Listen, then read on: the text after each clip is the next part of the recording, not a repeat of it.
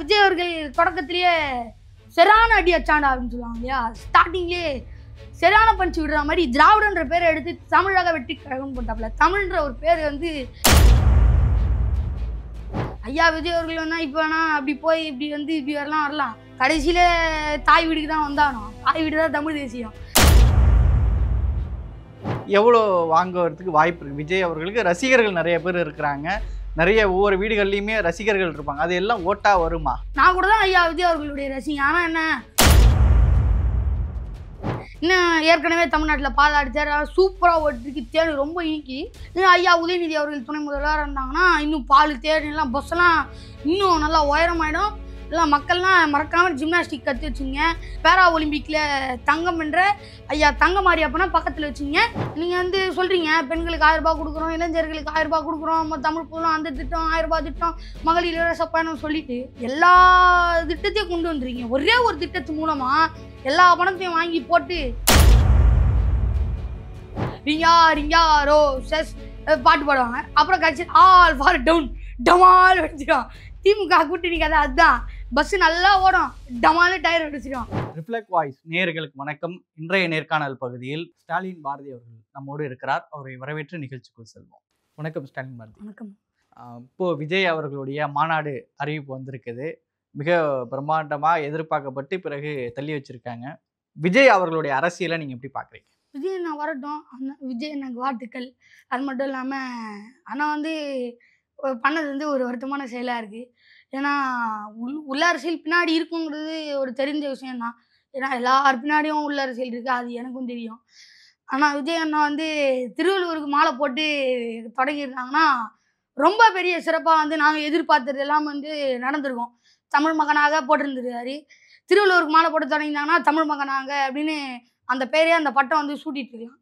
ஆனால் ஐயா பெரியார் அவர்களுக்கு மாலை போட்டு தொடங்கினது ஒரு சிறிய வருத்தமாக இருக்குது. விஜய் அவருடைய அரசியல் திராவிடத்துடைய நீட்சியாக தான் இருக்கும் அப்படின்னு சொல்றாங்களா? அதை மெய்ப்பிக்கிற வகையில் அவருடைய கொள்கை சொன்னாதாங்க ஐயா பேச முடியும். கொள்கை சொல்லாமல் வந்து பேசினா அது ஒரு பிரயோஜனமும் கிடையாது. சரி, நம்ம நேரம் தான் விரையுமா? சரி, விஜய் அவருடைய அரசியல் தமிழ் தேசியத்தை அடித்தளமா இருக்கிறதுக்கு ஏதாவது முகாந்திரங்கள் இருக்கா? என்ன அவரே போட்டாப்புல உண்மையான தமிழ் மகனாங்க நான் இருக்கிறேன் அப்படின்ட்டு. அப்போ அவரே வந்து நேரடியாக தாக்குறாரு யார் அப்படின்ட்டு. அப்போ உண்மையான தமிழ் மகனாக விளங்கணும்னு ஆசைப்படுறாரு. இருக்கட்டும், தமிழ் மக்களுக்கு நல்லது செய்யணும் விரும்புகிறோம். அவருக்கு வந்து தெரியும், ஏன்னா அவரும் வந்து அரசியல் பாதையில் வந்திருக்காங்க. அவரும் ஒரு ஆலோசகர் வச்சு தான் அரசியல் பண்ணுறாங்க.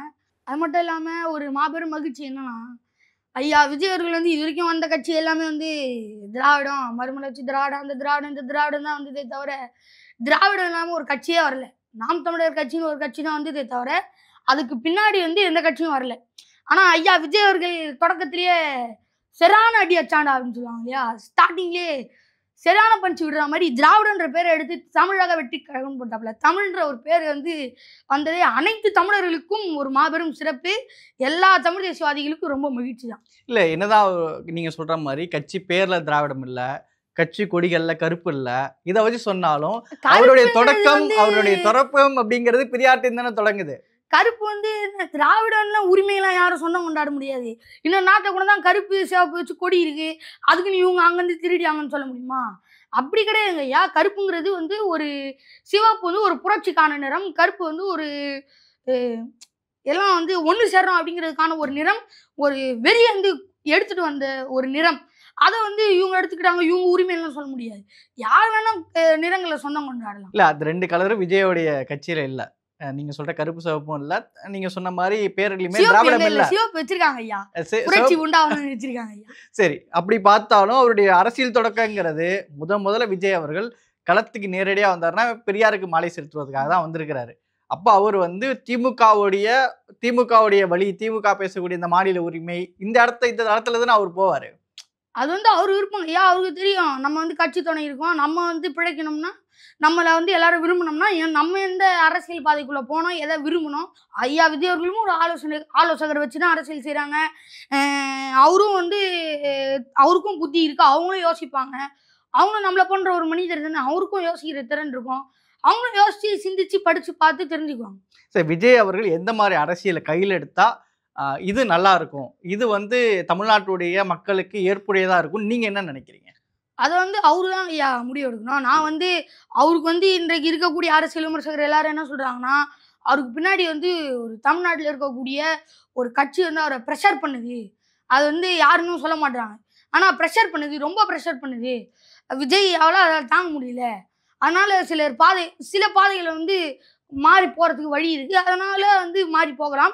அது மட்டும் இல்லாம ஐயா சீமான் மாரி அவர்கள் வந்து அவங்க எப்படி தமிழுக்காக, தமிழ் மக்களுக்காக வந்து உழைச்சு நின்னு, களத்துல நின்னு பேசுறாங்களோ, புதிய புதிய செய்திய எடுத்து பேசுறாங்களோ, அதேபோல ஐயா விஜய் அவர்களும் பேசுனாங்கன்னா, ஒரு சிறப்பு மாபெரும் மகிழ்ச்சிங்கிறத அண்ணா விஜய் அவர்களுக்கு தெரிவிச்சு.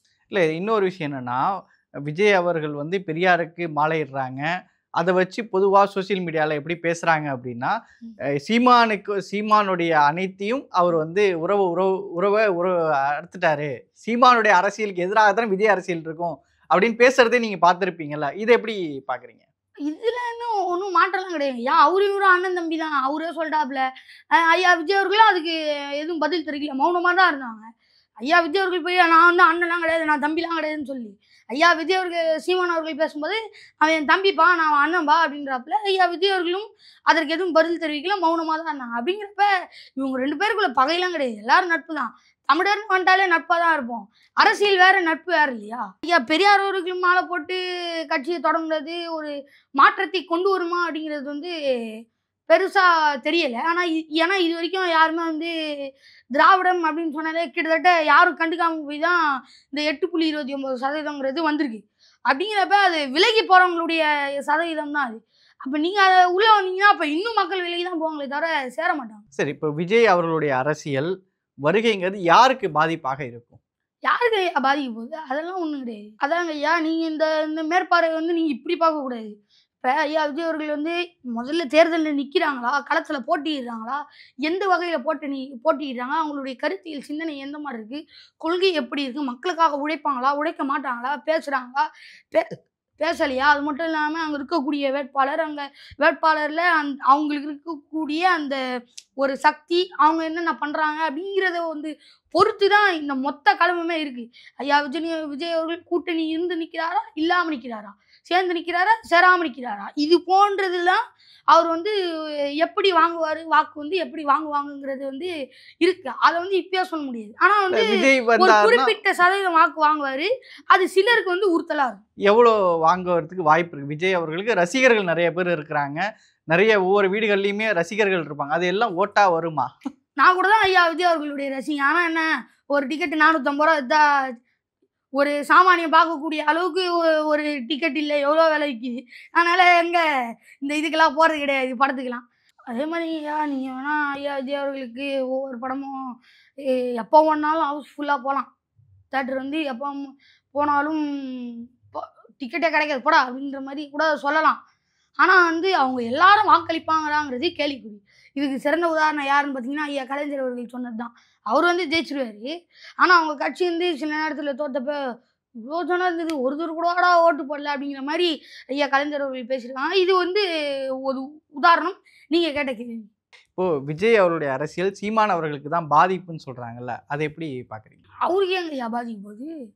ஏன் எதுக்கு பாதிக்கணும்? 8.29% இவ்வளோ பெரிய அரக்கர்கள், அசுரர்கள், நாயகன்கள் இருந்தும் ஐயா சீமான் அவர்களுக்கு ஒரு சாமானிய மனிதருக்கு வந்திருக்குன்னா, அப்ப அவ்வளோ பெரிய புகழ் பேர் இருந்தும் ஐயா சீமான் அவர்களுக்கு வர வேண்டியது வரும்.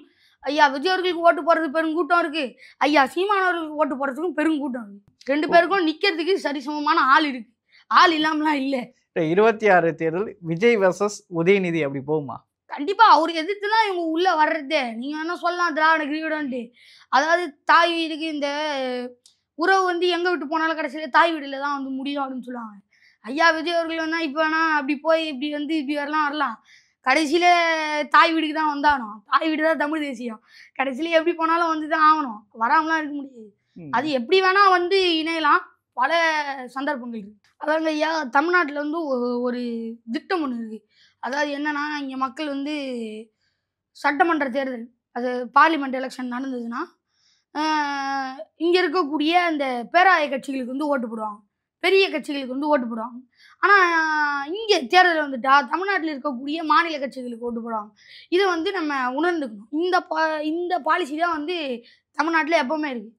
அப்போ இந்த முறை நான் வந்து பல மக்கள்கிட்ட போய் கேட்டதுக்கு சீமானுக்கு ஏன் போடலை அப்படின்னு கேட்டப்போ, என்னப்பா மேலே வந்து ஓட்டு போடுறதுனால திமுக கூட்டணி இருந்தனால ஓட்டு போட்டுட்டோம், அடுத்த ஓட்டு கண்டிப்பாக ஐயா சீமான் அவருக்கு தான் போடுவோன்னு பல பேர் வந்து வாக்கியாக கொடுத்துருக்காங்க.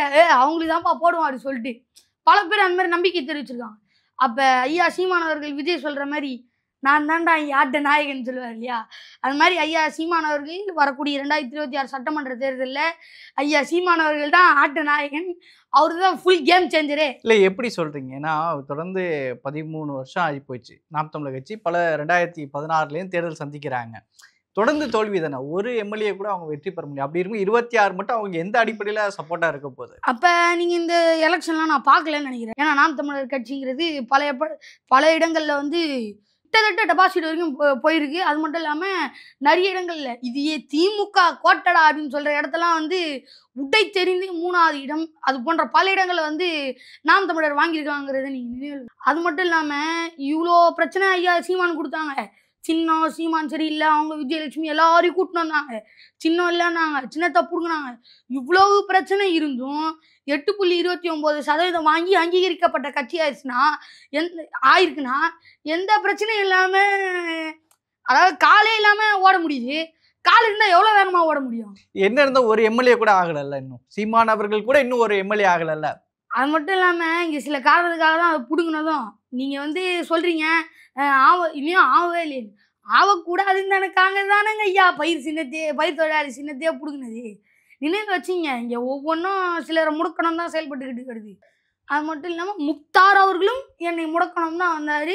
நிறைய பேரை முடக்கணும் தான் இங்கே செயல்படுறாங்க.